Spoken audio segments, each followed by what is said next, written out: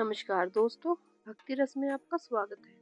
आज की कथा सिर्फ एक कहानी नहीं है, यह विश्वास, धैर्य और भगवान की लीला को समझने की कहानी है। कभी कभी हम सोचते हैं कि भगवान हमारी सुन नहीं रहे, लेकिन सच में वो हमें उस जगह पहुंचा रहे होते हैं जहां हम खुद कभी पहुंच ही नहीं सकते।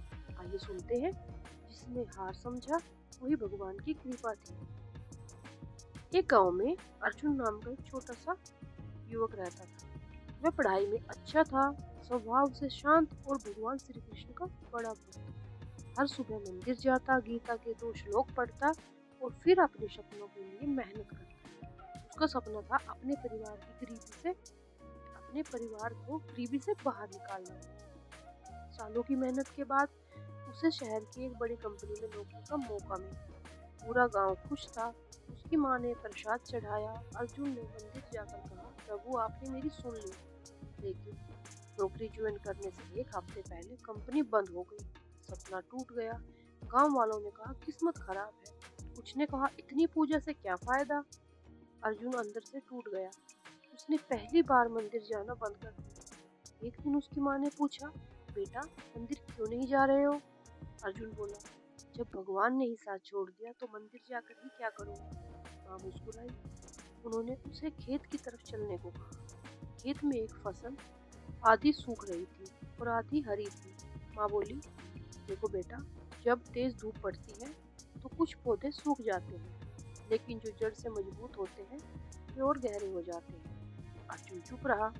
कुछ महीनों बाद उसे उसी शहर में एक छोटा सा काम मिला। तनख्वाह कम थी, लेकिन उसने शिकायत नहीं की। धीरे धीरे उसने अनुभव सीखा, लोगों को समझा, व्यापार सीखा और 5 साल बाद वही अर्जुन अपनी खुद की कंपनी का मालिक बना।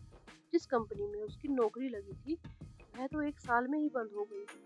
अगर वह नौकरी मिल जाती तो शायद वह आज भी एक कर्मचारी होता। उस दिन अर्जुन मंदिर गया। उसने सिर झुकाकर कहा, प्रभु उस दिन मैं आपको दोष दे रहा था, लेकिन आप तो मुझे उससे भी बड़ी जगह पहुंचा रहे थे। तभी उसके मन में एक विचार आया, भगवान हमारी हर इच्छा पूरी नहीं करते, क्योंकि वे हमारी हर प्रार्थना का भविष्य देख सकते हैं। जिसे हम हार समझते हैं वह कभी कभी हमें सही दिशा में मोड़ने वाली कृपा होती है। दोस्तों, अगर आज आपके जीवन में कुछ ऐसा हुआ है जिससे आप असफलता मान रहे हैं, तो थोड़ा ठहरिए। हो सकता है भगवान आपको रोक नहीं रहे हैं, बल्कि बचा रहे हैं।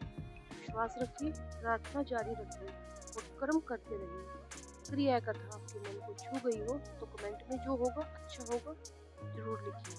भक्ति रस में फिर मिलेंगे एक नई भक्ति कथा और आध्यात्मिक संदेश के साथ। धन्यवाद।